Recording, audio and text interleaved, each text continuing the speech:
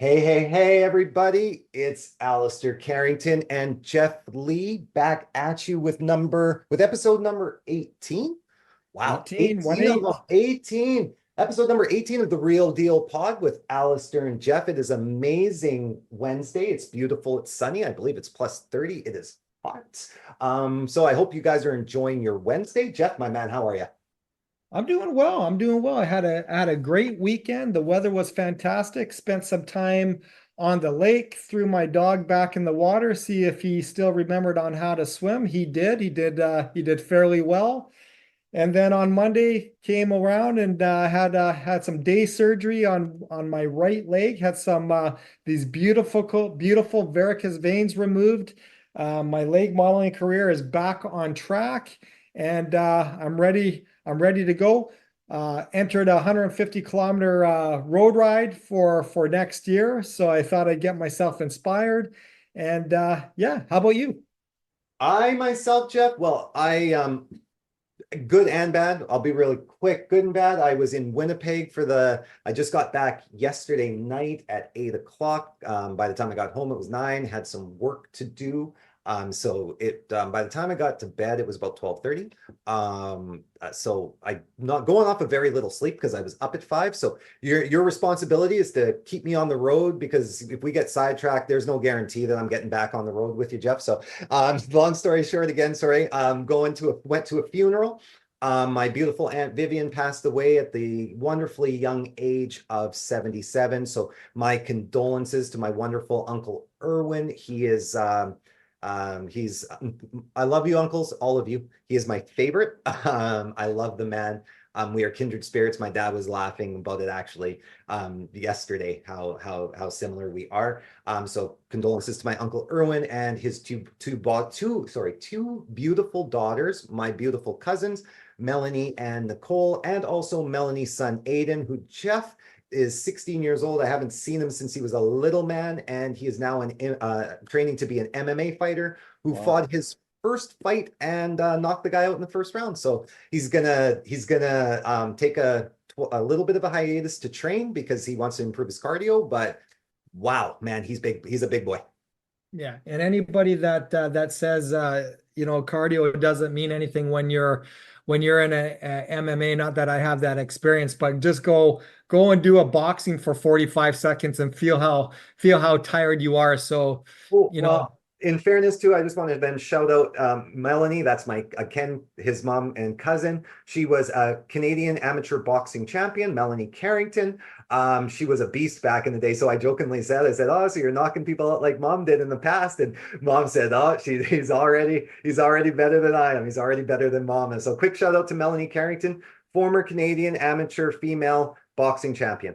yeah, you Yeah. got the Carringtons got a lot of athleticism in their family, so Yeah. it comes from good stock. Right.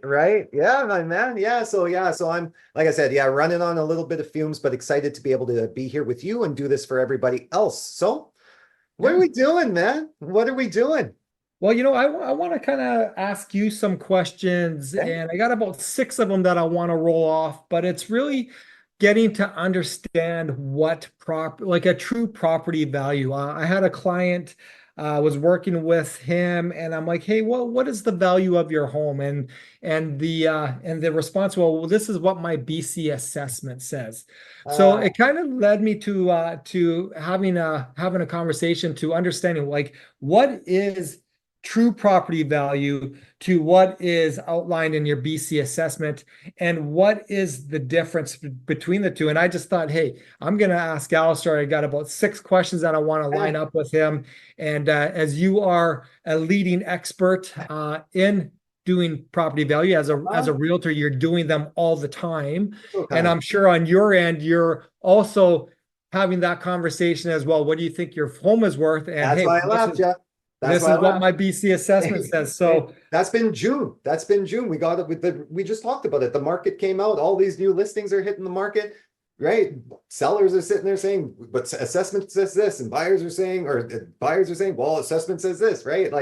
Everybody using the word assessment. I don't think people really understand either, Jeff. well, let's start off this by asking a simple question. What is a BC assessment? The basics. So every year, right, BC assessment provides you your values of the property values, your property values based on data though from the previous July. So these values are used by the government though to calculate your property taxes. And that's the key thing, right? It's not calculating your market value. It doesn't actually have anything to do with your market value. It has to do with your property taxes. But I want everybody to understand the assessment value is not it again, it's not reflective of your market value, and it's not just the benchmark for your taxation. It's actually only a small part of what goes in to your taxation, to your property taxes. So your BC assessment is just really a little minuscule thing in the grand scheme of everything. And if you looked at the most important thing for a buyer or a seller is market value. So that's where I'm glad we're having this discussion is, that market value at the end of the day is important to understand is the most important out of the two. Yeah, and there is a difference between a BC assessment and market value, correct? 100%, 100%. Right. Yeah, 100%. So I know that we've talked a little bit about this and your BC assessment, just to kind of, so I'm clear, because I have a simple mind, as you may know, your BC assessment is always based on previous year's information, correct? Correct. So Right. so really the way they calculate your taxes is off of really kind of seven metrics, I would say, 7 key metrics. They look at your location, your property size, your lot size, your view. They look at your property age. I just, and that's always a highlight because there's 2 different ways to look at your property and its age, right? And then they look at add-ons that they can see, such as carports or garages. And then they look at the previous year's sale. Again, that's always so important. It's always they look at the previous year's sales, not the current year's sales, when they're looking at, your assessment number. Right. And again, I think a lot of people, again, they always think that the BC assessment is based on current Right. values and current sales, which again, it is not. No. And one of the biggest things, as we said, BC assessment is determining property tax. So what is an impact of the BC assessment on property taxes? And if you feel that your BC assessment is too high, Yeah. can you dispute it? That'll be the key thing. That'll be my key takeaway for everybody. That'll be my key takeaway. So like BCF assessment, like you just said, it directly impacts your property taxes, but it's not only it's not the only factor. And I'm not the taxation man, so I kind of just, I'll give you the highlights of what they look at, but I'll give you the key takeaway of what you should know, right? So they look at your local tax rates, they look at your property class, and then they look at something called land averaging that can also affect what you know. But the key takeaway, though, is that if you believe your assessed value is too high, you have the option to appeal. That's the key takeaway. That's the biggest thing I want you to understand. BC assessment's a small part, but if you don't like what they tell you, you can appeal. Right. And why should you appeal if you feel that it's too high? Well, because you're paying more taxes, man. Are you crazy? Why do you want to give them? But what, man, in Winnipeg, I'll just quickly, I'm not going to get into it that long, but Winnipeg is one of the highest one of the provinces with the highest property tax rate. And we used to joke around that, some areas bought the government a brand new Dodge Neon. And that was back in about 1999, 2000. And that at that time was $17,000 in property tax in Royalwood. Yeah. That's how much people complain about their $5,000 property taxes. Winnipeg areas had 17,000. Crazy. That's insane. That's well, and it's important. I actually had a friend of mine that was gonna dispute the BC assessment because he felt it was too low. And this is where I go to, gently remind people is that your BC assessment determines property tax. If you feel that it's too high, dispute it because that may reduce your property tax. But if you feel that it's too low because it isn't due to current market value, don't dispute it because if it gets bumped up, you're going to be paying a higher tax rate. So exactly. yeah. So So always, always, always, always important to understand what that BC assessment is. Yes, Understand, how it's calculated, which is calculated on previous year's information, not current. exactly. Understand that it is a tool to use to determine property taxes. And if it's too high, Appeal it. argue it or You dispute can it so argue you it. can You lower have your the taxes. option. But Exactly. if it's too low, just Zip leave it. it. Zip it. Run, Just leave it. smile, say thank you very much. I love it. I'll see you later. And run. Just run. Don't look back. All right. Well, question number 4. I have these Yeah. all laid Oh, we're out no, just you so I got ask him, and we may touch base on these as we go along. sure. But my next question to you, and you've answered 3 for me so far, is what is a BC assessment? We can put a check mark on that. Yeah. We can put a check mark on how values are calculated. Okay. We can put a check mark now on the impact on what your BC assessment has on property taxes. Here's my next question, good Okay. sir, is Yeah. what does a BC assessment mean for homeowners? Okay. So for homeowners, I guess for particularly first-time homeowners or first-time home buyers, I beg your pardon, there's usually a concern with like what happens in if your assessed value drops. And it can also lead to for an investor or maybe a first-time investor, more of the seasoned investors understand this, right? That they may fear about not getting in a good return for investment or maybe in your case, I don't know if I don't know if it factors in your case, maybe not able to renew their mortgage, right? If your assessment value does not represent its market value. And that's the key thing. That's the key takeaway. There is an absolute difference between market value and BC assessment. So really, in what BC assessment means for homeowners, in my opinion, is not very much. It's for the tax man and not for you to worry about. Okay, so yeah, I'll tighten that up and make that the Coles Notes version is what does it mean for homeowners? Not very much. Your market value is what means something, and we'll get into that a little bit, right? Yeah. Yeah, And again, I it's a think it's tax really thing. important to keep on touching on is that your BC assessment, that value is calculated and based on last year's information. Last year's Right? sales, and it's based for taxes. Like it's not based for you profiting, it's based for people taking, right? And so Or even determining what the value of your home is, which is in my next right, question that I have sure. is as a realtor, Yeah, when you are in the process of selling a home for somebody, yeah, uh, I'm sure, one of those questions are, well, what do you feel your home is worth? right. And quite often when we ask that question, and we've touched on this, is well, this is what my BC assessment says. So what is the role of a realtor and comparative market analysis? So people call it CMAs. CMA, as you'll hear us realtors say a CMA for you. We'll give you a CMA, or we'll just even leave out the C and they'll give a market analysis, Right. right? Yeah, yeah, So that type of what is the role of you as a sure. realtor and a market analysis? Like what is your role? How does your market analysis differ from a BC assessment? And just to keep it in real simple Yeah, I'll keep terms. it real simple, what you should look for, really what you should look for and all that sort of stuff. And I'll give you a little bit of the benefits on why it's important actually to have them done. How to make sure you're getting them done properly for you. But the role of a realtor is to truly represent or to truly help you understand and empower you with the knowledge of understanding the market value of your home. So your home's true market value. So not what BC assessment says for taxation, right? Is your home's value, right? But what the public is going to say your home's value is worth. So, and again, we go when you go deeper, when you're sitting there and talking to your realtor and having that uncomfortable discussion on pricing, right?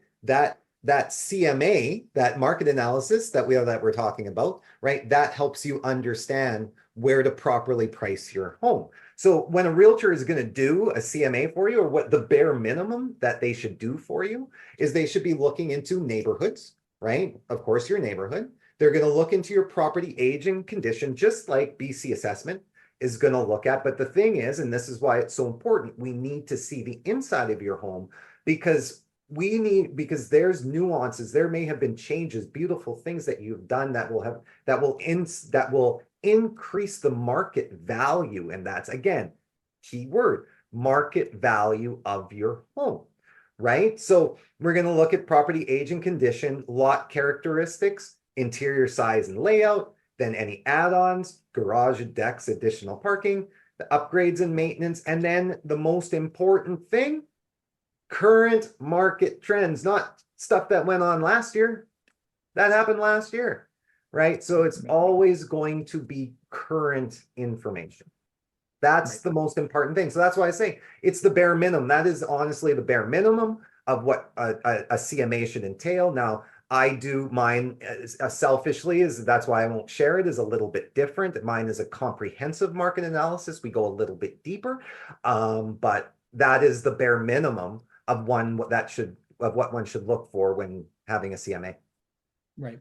And I think a lot of times too, and again, I keep on touching back on this, is that people need to understand that your BC assessment, again, is not a current market value. Last year, which can be good for you or which can be bad for you. It could be good, it could be bad. But again, that helps you make your decision, on should I sell, shouldn't I sell, but or am I getting maximum value for my home? At least when you walk away, whatever decision you've decided to make, yes or no, you felt like you've been able to make the right decision because you are getting market value for your home. And that is what I will always stress, is the important number is market value, not BC assessment, market value.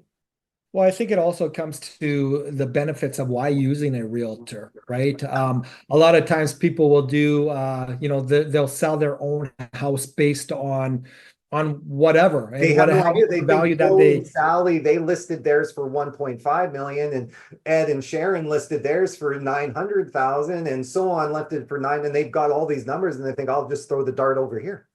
I don't know. Yeah. So again, working with a realtor that understands on how to do these CMAs and more importantly, how to do them correctly.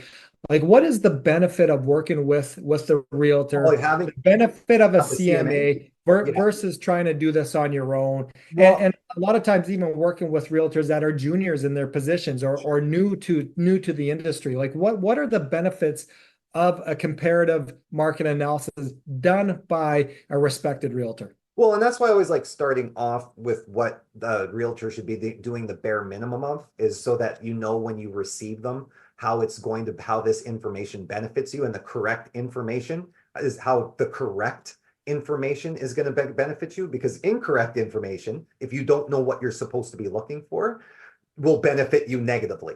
Right. So that's why I always like to start out with with making sure you get the correct information, or what to look for. And then, because the benefits you receive are immeasurable. In all honesty, you get accurate pricing. So you're going to avoid overpricing or underpricing your property. So you're getting your market value. You're not going to get robbed by somebody. And trust me, people out there are smart. People aren't going to buy your overpriced property. And then what you're going to do is stigmatize your property and end up selling it for less than you wanted to in the first place. And again, you got robbed. Right? So it gives you accurate pricing, and again allows you now to make informed decisions, right, on whether to whether to sell, right, or whether to hold on for that year because you didn't like what the market said in comparison to what your BC assessment said as earlier, right? My BC assessment says it's high. I don't want to sell it lower than that. Okay, well then we're going to have to wait for the market to say that your property is worth more than it was a year ago sales. See how that doesn't make any sense? Right? See how that doesn't make any sense? But it allows a realtor, when working with a realtor now, to effectively market your home and highlights your home strengths to attract buyers. And it's going to most importantly give you negotiating power to support your asking price during negotiations, and not have people try to underprice you and take advantage for your pricing. You're able to say, no, my property is worth this much and this is why. And if you can't see that, then you've been educated wrongly. Yeah. I think it's important too, and That's my understand point. like, and we talked about this last week. Is right now, I believe the statistics show that sales are down around 30% over the same time as last year. There's a lot of inventory on the market. It's becoming more of a buyer's market than a seller's market. Yeah. And then more importantly, how long does it take for you to sell a home? And if you don't have a proper market analysis done, this can basically have your home sit on the market for forever and a day. And based, I think, on your comments, your house should basically be moving within 21 days if priced properly. And Is again, the That's benefits what the of a market tells us. CMA. That's what days on market tells us. If you're priced properly, your home should be selling at least in 30 days. You should see that offer on your table in 30 days, if not earlier. And if you have an agent that prices that does com comprehensive market analysis like I do, right? You'll be able to cut that in half. I have a property that I just was able to sell for my lovely couples that just went out to Curacao, and we were able to sell their property in 12 days as opposed to the market average of 30 days, right? By doing a comprehensive market analysis. So yeah, it's just, that's why it's so important, right? It's the negotiating power and knowing that you're able to stand firm on what you're asking for and not getting taken advantage of.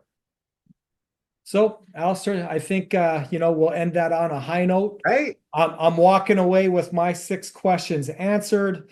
I am 1 degree smarter than I was the 30 minutes ago from when we I hope started. everybody else is too. I hope that helps. And in all honestly, people like BC assessment, like we said, it's a little bit of a piece, and I don't want to poo-poo it, but it is not as important as you want it to be. That's basically the key takeaway. Market value. Just understand the most important metric you're looking for is what is my market value, not Right. BC assessment. Exactly. That's it.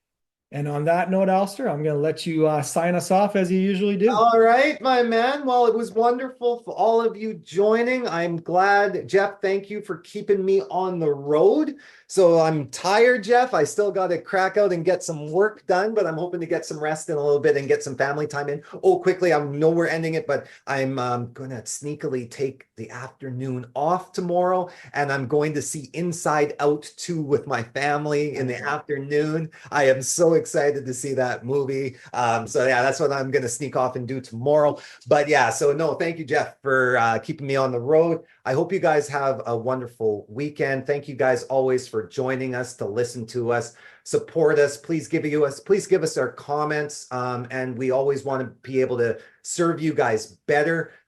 Please download us and share us and talk to everybody. Tell everybody about us. Apple, Spotify, wherever you get your podcast content, everybody. We love being with you guys. We're so excited that this has been episode 18 and we've gotten this far with you guys without you guys stopping listening and not wanting to listen to us speak anymore. So we truly appreciate it, guys. Recognized as a top 2% podcast in the world. That's what I'm saying, man. It's such a pleasure. So yeah, you guys, it means a lot to us. So again, Apple, Spotify, wherever you get your podcast content, Geoff and I are so pleased and happy to be able to share our insights with you every Wednesday and for you to be able to download it every Thursday. And with that being said, Geoff, we'll talk to you next Wednesday, and excited for you guys to listen to us next Thursday. You guys have an amazing weekend, guys. Talk soon. Y'all have a nice day. Peace.